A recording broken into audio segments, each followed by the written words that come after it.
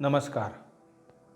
गोजोस्कोपच्या आजच्या भागामध्ये आपण अमेरिकेच्या अध्यक्षपदाच्या निवडणुकीसंदर्भातल्या काही घडामोडींकडे पाहणार आहोत. मुख्यतः या निवडणुकांमध्ये सगळ्यात इंटरेस्टिंग भाग माझ्या दृष्टीने जो आहे तो अमेरिकेचे माजी अध्यक्ष बराक ओबामा सध्या खूप अडचणीत येत आहेत आणि त्यांच्या डेमोक्रॅटिक पक्षापुढे सगळ्यात मोठा किंवा गंभीर प्रश्न आहे तो या ओबामांचं करायचं काय हा आहे. आता तुम्हाला असं वाटेल की बाबा मी हे काय बोलतोय, ओबामा एवढा मोठा माणूस आणि पक्षासमोर त्यांना अशी अडचण असायचं कारण काय. तर अमेरिकेचे विद्यमान अध्यक्ष बायडन हे त्याचं एक खरं मुख्य कारण आहे. आपल्याला सगळ्यांना माहिती आहे की बायडन यांना ओबामांनीच पुढं आणलेलं होतं अध्यक्षपदाच्या निवडणुकीत. जेव्हा ओबामा अध्यक्ष होते त्यावेळेला उपाध्यक्ष म्हणून या जो बायडन यांनी काम बघितलेलं होतं. अचानकच पुन्हा एकदा ओबामांनी बायडन यांना अध्यक्षपदाच्या निवडणुकीत उतरवलं आणि बघता बघता पारडं फिरत गेलं आणि जो बायडन निवडून पण आले. जो बायडन वयोवृद्ध आहेत, ते कितपत निर्णय घेतील किंवा काय पद्धतीनं अमेरिकेची धोरणं पुढे नेतील, बराक ओबामा हा त्यांचा खरं बॅकबोन, तर ते बायडन यांच्या माध्यमातून नक्की कोणत्या स्वरूपाची कामं करून घेतील याविषयी उत्सुकता होती. विशेषतः बायडन यांची प्रकृती लक्षात घेता ते अध्यक्षपदाचा कार्यकाल पूर्ण करू शकतील का अशी सुद्धा शंका वारंवार व्यक्त केली जात होती. बायडन अजूनही काम पाहत आहेत. पण मित्रांनो, गेल्या 6 महिन्यामध्ये अमेरिकेतील जे चित्र आहे ते पूर्णपणे बदलत गेलेलं आहे असं आपल्याला दिसून येईल. आणि अध्यक्षपदाच्या निवडणुकीच्या ज्या काही आता घडामोडी सुरू झाल्यात, म्हणजे अमेरिकेत एक पद्धत अशी आहे की पक्षांतर्गत तुम्हाला आधी निवडणूक लढवावी लागते आणि पक्षाची उमेदवारी मिळवावी लागते. त्याच्यासाठीच्या प्रायमरीज बेसिकली चालतात. त्या प्रायमरीज सुरू झालेल्या आहेत. अशा डेमोक्रॅटिक पक्षाच्या प्रायमरीज आणि रिपब्लिकन पक्षाच्या प्रायमरीज, हा एक त्यांचा संकेत आहे. दुसरा एक संकेत असा आहे की विद्यमान अध्यक्ष जो आहे तो ज्या पक्षाचा असेल त्या पक्षाचा, पण त्यांनी जोपर्यंत तो अध्यक्ष जोपर्यंत इच्छा व्यक्त करत नाही की मी निवडणूक लढवणार नाही, तोपर्यंत संकेत म्हणून त्या पक्षाचा अन्य कुठलाही नेता हा त्या अध्यक्षाला त्या पक्षांतर्गत प्रायमरीमध्ये आव्हान देत नाही. म्हणजे उदाहरणार्थ की अध्यक्ष जर निवडणुकीत उभा राहणार असेल प्रायमरीजमध्ये, तर त्याला आव्हान देणारं कोणी नसल्यामुळे तो बिनविरोधच निवडून येतो, अशी जवळपास परिस्थिती असते. आता इथंही एक गोम अशी झालेली आहे की बायडन यांची प्रकृती अतिशय नाजूक आहे. मुळात ते आहे हाच कार्यकाल पूर्ण करू शकतील की नाही याची शाश्वती नाही. परंतु अद्यापही एकीकडे रिपब्लिकन पक्षाच्या प्रायमरीज मोठ्या प्रमाणावरती सुरू असताना डेमोक्रॅटिक पक्षामध्ये अशा स्वरूपाच्या कुठल्याही प्रायमरीज सुरू नाही आहेत. कारण बायडन यांनी माघार घेतलेली नसल्यामुळे बायडन हेच बाय डिफॉल्ट पक्षाचा उमेदवार असतील असं आत्ता मानलं जातं आहे. अजून घटना खूप घडायच्या आहेत. अमेरिकेतल्या या प्रायमरीज संपून अध्यक्षपदाचे उमेदवार निश्चित होण्याला साधारणपणे जुलैचा कालखंड लागेल. म्हणजे अजून 4 ते 5 महिने या सगळ्या प्रक्रियेत जाणार आहेत. मात्र या 4 ते 5 महिन्यांमध्ये अद्याप बायडन यांनी माघार घेतलेली नसल्यामुळे आणि ते कायम राहिले तर डेमोक्रॅटिक पक्षाचे उमेदवार म्हणून बायडन यांनाच पुन्हा डेमोक्रॅटिक पक्षाला पुढं आणावं लागेल. आणि हाही एक आत्ता डेमोक्रॅटिक पक्षाच्या दृष्टीनं अत्यंत कळीचा मुद्दा बनलेला आहे. बायडन यांना थांबवायचं कसं आणि तुम्ही बाजूला व्हा असं सांगायचं कसं. मित्रांनो, हा फक्त एवढ्यापुरताच म्हणजे एका पक्षातल्या उमेदवारीपुरता विषय आहे असं नाही. याच्यामध्ये अनेक मुद्दे गुंतलेले आहेत. बायडन यांचे बोलविते धनी ओबामा आहेत हे जगाला माहिती आहे आणि ते अमेरिकेतल्या मतदारांना सुद्धा माहिती आहे. म्हणजे ज्या पक्षांतर्गत प्रायमरीजमध्ये मतदान करतात त्या सगळ्या मतदारांना सुद्धा माहिती आहे. गेल्या वर्षभरामध्ये आंतरराष्ट्रीय राजकारणामध्ये अमेरिकेची प्रचंड प्रमाणात घसरण झालेली आहे. युक्रेनचं युद्ध असेल, त्याच्या बरोबरीनं फ्रान्समध्ये झालेला हिंसाचार असेल किंवा इस्रायल आणि हमास दरम्यान झालेला संघर्ष असेल आणि इकडे तैपेई म्हणजे विशेषतः तैवानचा मुद्दा आता पुन्हा पेटायला लागलेला आहे. उत्तर कोरियाने पुन्हा एकदा संघर्षाची भूमिका घेतलेली आहे आणि तिकडे जपान, दक्षिण कोरिया या देशांना धमकवायला सुरुवात केलेली आहे. असे एकूण अस्थिर वातावरण असताना विशेषतः अमेरिकेची एकूण भूमिका काय आहे, या सगळ्या घटनांकडे अमेरिकेचा प्रभाव म्हणून काय आत्ता आहे, तर सांगण्यासारखी कुठलीही गोष्ट आत्ता अमेरिकेच्या हातात नाही. या सगळ्या फ्रंटवरती अमेरिकेला माघार घ्यावी लागली असं एक चित्र झालेलं आहे. म्हणजे ज्या अमेरिकेचा आंतरराष्ट्रीय राजकारणामध्ये दबदबा होता तो गेल्या वर्षभरामध्ये संपूर्णपणे संपलेला आहे असं जवळपास चित्र आज दिसतं आहे. मध्यंतरी आपले पंतप्रधान नरेंद्र मोदी अमेरिकेच्या दौऱ्यावर होते. त्यांचं भव्यदिव्य स्वागत झालं. इथे बायडन यांच्या कार्यालयाबरोबर आणि अमेरिकेतल्या धोरणकर्त्यांबरोबर भारतानं मोठ्या प्रमाणावरती करार केले आणि भारत अमेरिका मैत्री पर्वाचं एक नवं दालन या निमित्ताने खुलं झालं असं सांगितलं गेलं. पण गेल्या महिन्याभरातलं आपण जर घटना बघितल्यात तर चित्र पुन्हा विपरीत दिसतं आहे. अमेरिकी परराष्ट्र मंत्रालय, संरक्षण मंत्रालय म्हणजे ज्याला पेंटागॉन म्हणतात ते, आणि भारत त्याच्या आशा आकांक्षा याच्यामध्ये पुन्हा तफावत निर्माण होताना दिसती आहे. आणि त्यातही हमास संदर्भात किंवा म्हणजे इस्रायल हमास युद्ध असेल, तैवानसारखा विषय असेल किंवा उत्तर कोरियासारखा विषय, म्हणजे या पॅसिफिक रिजनमधले काही इश्यू असतील, युक्रेनसारखं युद्ध असेल, तर अशा सगळ्या घटनांमध्ये भारताची भूमिका आणि अमेरिकेची भूमिका ह्या तफावत मोठ्या प्रमाणावरती आपल्याला दिसून येईल. आणि भारताची भूमिका ही या सगळ्यामध्ये अग्रेसर आहे असं आपल्याला दिसून येईल.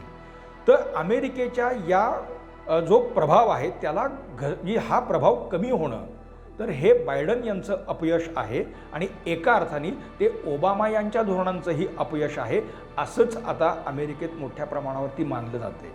मित्रांनो, हे दिसतं इतकं सोपंही नाही आहे. म्हणजे आत्ता एक अलीकडे घटना अशी निदर्शनास आली मध्यंतरी, म्हणजे याच इस्रायलच्या विषयावरून जेव्हा नेमकी भूमिका काय घ्यायची याच्या संदर्भामध्ये गेल्या 15 दिवसांपूर्वी बायडन यांनी बैठक बोलवली आणि त्यावेळेला संरक्षण मंत्री लॉयड ऑस्टिन यांनासुद्धा त्यांनी यावं असं सांगितलं.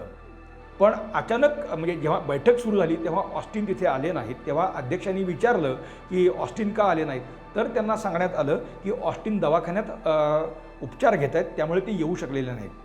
अमेरिकेचा अध्यक्ष हा सर्वशक्तिमान आहे असं मानलं जातं. त्या सर्वशक्तिमान माणसाला आपला संरक्षण मंत्री रुग्णालयात आहे याची सुद्धा माहिती नव्हती. आता हे चित्र मित्रांनो नेमकं काय सांगते, तर गेल्या या 2-3 महिन्यामध्ये अशाच स्वरूपाचे म्हणजे पेंटॅगॉन आणि अमेरिके अध्यक्षांचं कार्यालय याच्यामध्ये मोठ्या प्रमाणावरती तफावत आहे.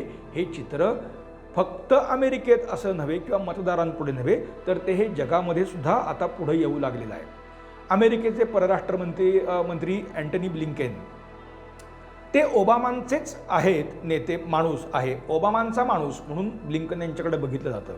मध्यंतरी हमासचा जो संघर्ष सुरू झाला आणि इस्रायल आणि हमासमध्ये जी काही म्हणजे संघर्ष सुरू झाला, तर त्या काळामध्ये ब्लिंकन मोठ्या प्रमाणावरती या पश्चिम आशियातल्या देशातल्या नेत्यांबरोबर म्हणजे राजांबरोबर चर्चेसाठी धावपळ करताना आपल्याला दिसले.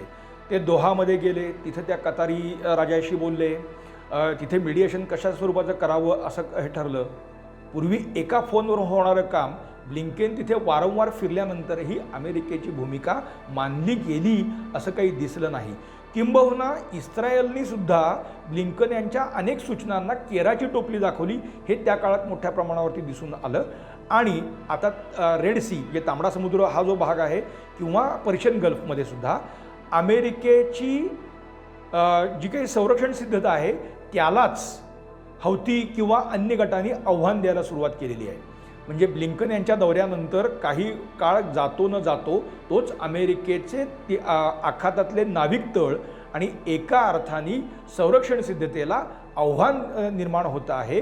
हे चित्र अत्यंत गंभीर स्वरूपाचं आहे. या ठिकाणी अमेरिकी संरक्षण दळ म्हणजे ज्याला पेंटॅगॉन असं म्हटलं जातं, तिथे धोरणकर्ते मोठ्या प्रमाणावरती एकत्र येऊन काही निश्चित धोरणं घेत असतात. तर पेंटॅगॉनमध्ये आणि अमेरिकेच्या अध्यक्षांमध्ये असलेला विसंवाद हा या निमित्ताने पुढे येतोय. अमेरिकी पेंटॅगॉन आखातामध्ये काय स्वरूपाच्या भूमिका घेते, तिथे त्या कोणत्या स्वरूपाच्या योजना आखते याची सर्वांशाने माहिती अमेरिकी अध्यक्षांच्या कार्यालयाला आहे असं आत्ता दिसत नाही. त्यामुळे अमेरिकेचे अध्यक्ष एक मत मांडतायत आणि पेंटॅगॉन किंवा ब्लिंकन दुसरंच काहीतरी सांगतायत. हे गेल्या महिन्याभरामध्ये मोठ्या प्रमाणावरती दिसून यायला लागल्यानंतर अमेरिकी मतदारांमध्ये चलबिचल मोठ्या प्रमाणावरती वाढलेली आहे. एकीकडे हे होत असताना अमेरिकेतल्या उद्योग व्यवसायांसमोर सुद्धा मोठी आव्हानं उभी राहत आहेत. आणि जसं ट्रम्प यांनी अमेरिका फर्स्ट हे धोरण आणलं आणि त्याच्या अंतर्गत जसं आपण आत्मनिर्भर म्हणतो तसं धोरण, त्या स्वरूपाचं धोरण हे अमेरिकेत घेऊन, म्हणजे ट्रम्प यांनी त्यावेळेला चिनी मालावरती मोठ्या प्रमाणावरती निर्बंध आणणं, त्यांच्यावरती काही कर मोठ्या प्रमाणावरती लादणं आणि त्या वस्तू या अमेरिकेतच उत्पादित होतील अशा स्वरूपाची काही आर्थिक धोरणं राबवायला सुरुवात केलेली होती. त्यामुळे अमेरिकी अर्थव्यवस्थेमध्ये विशेषतः रोजगार किंवा या क्षेत्रामध्ये काही हालचाल तर ती गेल्या कालखंडामध्ये बायडन यांच्या या कालखंडामध्ये ती पुन्हा ओसरताना दिसते आहे. त्यामुळे हाही आर्थिक भार हा मोठ्या प्रमाणावरती आता सरकारवरती येतो आहे. आणि हे सगळं डिबॅकल जे आहे ते बायडन यांच्या माथी न बसता ते आता ओबामांच्या माथी फुटताना दिसतं आहे. म्हणजे यांचे बोलविते धनी ओबामा आहेत. तर आत्ता अमेरिकेपुढचा विषय, जगापुढचा हा विषय नाहीच असं त्यांचं म्हणणं आहे. अमेरिकेसमोर आत्ता मोठ्या प्रमाणावरती आव्हान आहे ते रशिया आणि चीन यांना थांबवायचं कसं. आखातामध्ये अमेरिकेचा जो दबदबा होता, उत्तर आफ्रिकेमध्ये अमेरिकेचा जो दबदबा होता, तो दबदबा कायम ठेवून तेलाधारित अर्थव्यवस्था आपल्या दावणीला कशा बांधायच्या याच्या संदर्भामध्ये ओबामांचं धोरण काय आहे असाच थेट प्रश्न आत्ता तिथं केला जातोय. एवढंच नाही तर मध्य अमेरिका असेल, दक्षिण अमेरिका असेल, इथून सुद्धा विशेषतः बायडन प्रशासनाला मोठ्या प्रमाणावरती आव्हान उभं राहिलेलं आहे. ते मोडून काढण्यासाठी डेमोक्रेटिक पक्ष आणि विशेषतः ओबामा कोणत्या भूमिका घेणार असे प्रश्न थेट उपस्थित केले जात आहेत. आणि त्याच्यावरती बायडन, ओबामा किंवा डेमोक्रेटिक पक्षातून कोणत्याही स्वरूपाचे उत्तरं दिली जात नाही. त्यामुळे एकीकडे अमेरिकेची धोरणं, कारण आत्ता सत्ताधारी डेमोक्रेटिक पक्षाचे असल्यामुळे अमेरिकेच्या ध्येय धोरणांच्या विषयीच पुन्हा चर्चा वेगवेगळ्या पातळीवरती सुरू झालेली आहे. आणि त्याच्यातले टीकेचे सूर हे बायडन यांच्याऐवजी ओबामांच्या दिशेने आता जाताना दिसत आहेत. मगाशी म्हटलं असं की बायडन यांनी अद्याप निवडणुकीतून माघार घेतलेली नाही.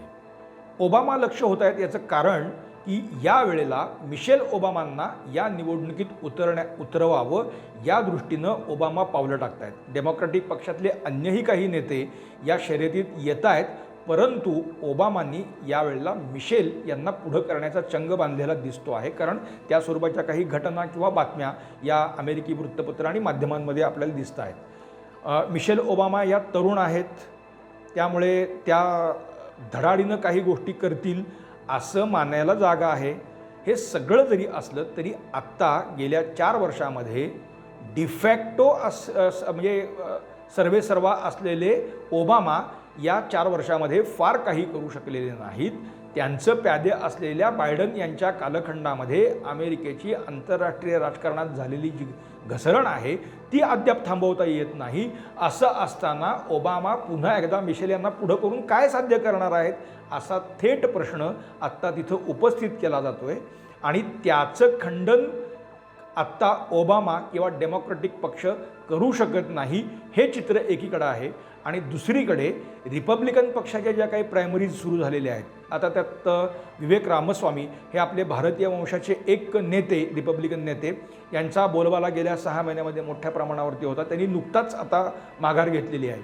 आणि आयोवातल्या प्रायमरीमध्ये रिपब्लिकन पक्षाच्या 51% मतं मिळवून ट्रम्प पुन्हा एकदा आता या शर्यतीत अग्रेसर होताना दिसत आहेत. अर्थात तिथं जी काही इलेक्टोरल कॉलेज सिस्टीम जी आहे ती लक्षात घेतली तर आयोवाला असणारं वेटेज हे तुलनेने कमी आहे. म्हणजे याहीपेक्षा मोठी काही स्टेट्स आहेत तिथे ट्रम्प यांना करामत दाखवून असंच 51% 55% हे बहुमत मुळात पक्षात सिद्ध करावं लागेल. ते आत्ता ट्रम्प यांच्यासमोर आव्हान आहे. परंतु पक्षांतर्गत ट्रम्प यांच्यासमोर रामस्वामीच खरं तर ठरू शकला असता एखादा तगडा उमेदवार. पण तसं त्यांना आव्हान देणारे फार मोठे गट किंवा नेते आत्ता रिपब्लिकन पक्षात आहेत असं दिसत नाहीत. पण ट्रम्प यांच्याबाबत न्यायालयात सुरू असलेल्या सुनावण्या आणि रिपब्लिकन पक्षात मोठे जे काही राज्य आहेत तिथे काय स्वरूपाची रचना होणार आणि मतदान होणार याच्यावरती खूप गोष्टी अवलंबून आहेत. पण सध्या ट्रम्प यांचा वारू मोठ्या प्रमाणावरती आता उधळताना दिसतो आहे आणि ट्रम्प ज्या पद्धतीनं ओबामा, डेमोक्रॅटिक पक्ष आणि बायडन यांच्यावरती ज्या पद्धतीनं टीका करत आहेत हे लक्षात घेतलं तर पुन्हा एकदा ट्रम्प हे ओबामा, बायडन आणि डेमोक्रॅटिक पक्षाला मोठ्या प्रमाणावरती पायबंद घालतील असं चित्र आत्ताच निर्माण झालेलं आहे. म्हणजे अजून 5 ते 6 महिने शिल्लक असताना ओबामांना शह देण्याची तयारी रिपब्लिकन पक्षानं ट्रम्प यांना पुढं करून केलेली आहे आणि ही रचना मोडून काढण्यासाठी ओबामा मात्र अद्याप काहीच करू शकत नाहीत आणि बायडन यांना बाजूला करण्यासाठी सुद्धा कुठलेच प्रयत्न होताना दिसत नाहीत. त्यामुळे या सगळ्याचं खापर हे ओबामांच्या डोक्यावर फुटतं आहे. या पुढच्या काळात आपण बघू शकतो बायडन माघार घेणार किंवा कसं हे अद्याप स्पष्ट नाही. बायडन जर कायम राहिले तर त्याचं सुद्धा खापर ओबामांच्याच माथी बसणार. त्यामुळे या ओबामांचं करायचं काय असा प्रश्न आता डेमोक्रॅटिक पक्षामध्येच उपस्थित केला जातोय. मित्रांनो, आजचं विवेचन आपल्याला कसं वाटतं हे आवर्जून सांगा.